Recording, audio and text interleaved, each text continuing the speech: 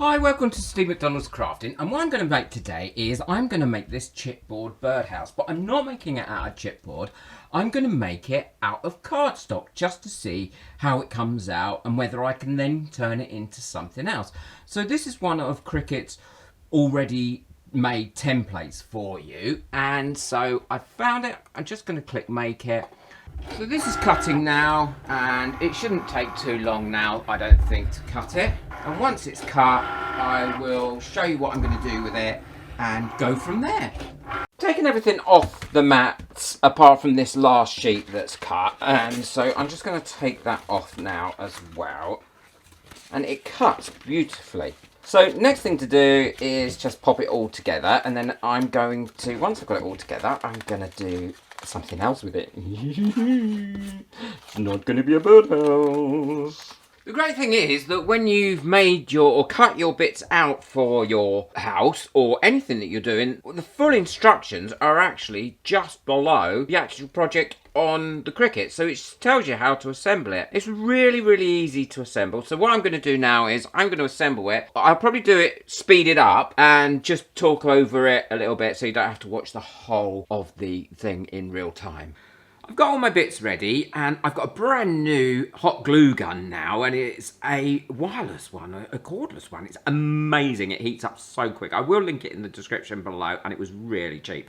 So I've sorted all my bits out so I know which bits have to go on where, and I'm doing all the flat bits first before I start to actually build the little birdhouse. I'm just popping the glue around some of the bits that go onto the outside and fastening them down with the glue. I'm reinforcing that one. And the great thing about this is when you've actually cut it, there is some little ridges in it that allow you to line everything up and also put everything or butt everything against it. And it really does help to give it that extra rigidity that you need. And if you'd like to buy me a coffee just to say thank you for any of my videos and get your name on the coffee board for next month, the link to that is in the description below as well. It's really appreciated. Thank you. So with the windows, what you have to do is you put the frame on one side and then you put the shutters on the other side. And I did mix that up the first time and had to cut some more off. And then you just pop those beside where you've put the frame, and it all goes together really easily. So now I'm constructing the actual house and I've got all the bits together. I always put the back bit on first because I find that allows me then to make sure that I've got enough space for the whole thing and I'm not messing around having too much of the back left over. I've still got like a little bit of porch area in the front.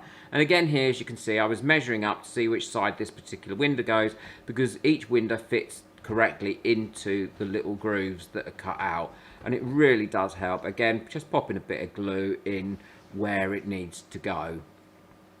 And the great thing about this new glue gun is it's very accurate and only gets a nice really thin stream coming out at a time, and you can use it for about 2 minutes before you need to pop it back onto its charge.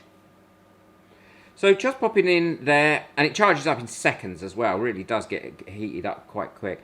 Putting the front on, just popping a bit of glue down those, like the seams of where they've joined in, just again to give it a bit more rigidity, and now I'm putting the roof on. Now you must always work from the bottom up rather than the top down, because if not you won't get any of those lovely little bits on the roof showing apart from the bottom ones.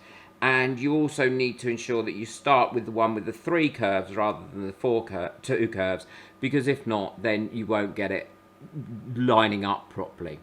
And when it butts up at the top, it doesn't actually give a really nice finish, I don't think. So what I do is I just create one long ridge tile and go over the whole of the top, and that finishes it off really nicely. I'm just scoring that now so I can easily bend it and popping it there and gluing it down.